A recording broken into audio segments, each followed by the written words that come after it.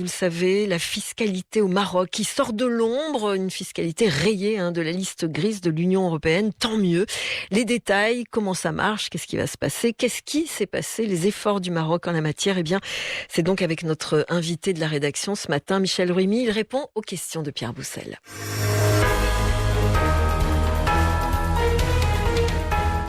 Michel Rumi, bonjour. Bonjour. Vous êtes économiste, spécialiste du Maroc, vous êtes le directeur des programmes de l'Observatoire de géopolitique de Paris. Le Maroc se dit satisfait après la décision qui a été prise par l'Union européenne, plus précisément le Conseil des affaires étrangères de l'Union, de sortir le Maroc définitivement de la liste grise de l'Union européenne. Ceci porte sur la fiscalité. En fait, le Maroc a été enlevé de l'annexe 2. Alors concrètement, de quoi s'agit-il ? C'est que le Maroc avait fait part de ses engagements pour mettre en conformité son système fiscal avec les règles de bonne gouvernance internationale.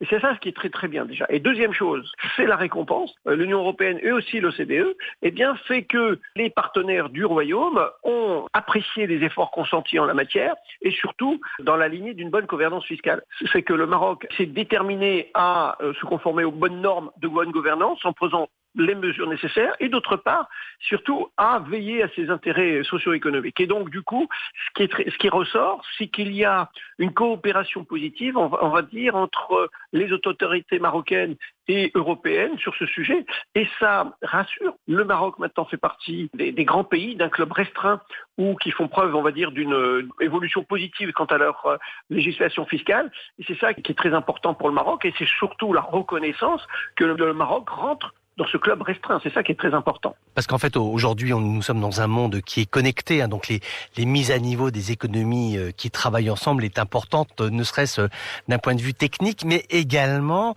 parce que là, nous sommes bien dans le secteur de la recette fiscale, donc l'argent qui rentre dans les caisses de l'État.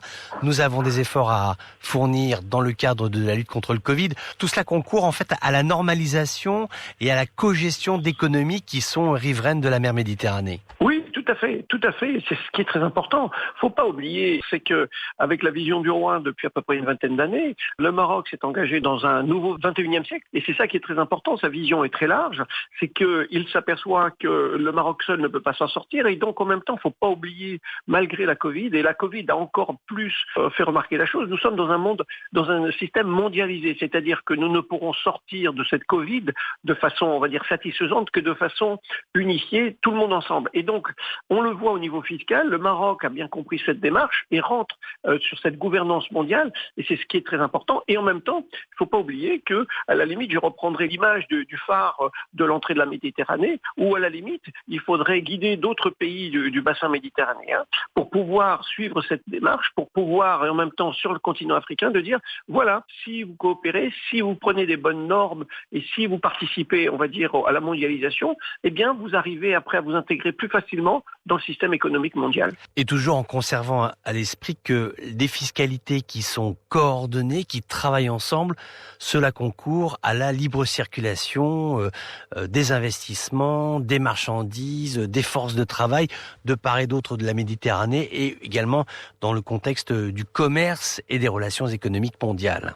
Tout à fait, exactement. C'est une continuité de l'Europe. On va dire que l'Europe c'est un des exemples de cette gouvernance mondiale, mais on a une continuité, on va dire, de territoire fiscal, et c'est ce qui est très important parce que aujourd'hui, d'une certaine manière, ce qui fait la différence en termes de fiscalité, c'est souvent les prix. Et là, notamment, il n'y a pas que ça. On a besoin pour les investisseurs d'une stabilité fiscale. On a besoin d'une sécurité que lorsque j'investis dans un pays, eh bien, ce pays suit les normes internationales que je peux retrouver en Europe ou aux États-Unis, par exemple, ou ailleurs. Et c'est ce qui est très important parce que, d'un certain côté, le Maroc, en fait, s'élève petit à petit, pas à pas, vers des normes standards internationales de haut niveau. Et qui sait, dans quelques années, bien sûr, le chemin sera long, sera pavé d'embûches, mais malgré tout, il a tendance à s'élever de sa situation d'il y a une vingtaine d'années. Et sous les traces de Hassan II, eh bien, il continue, le roi Mohamed VI continue à développer,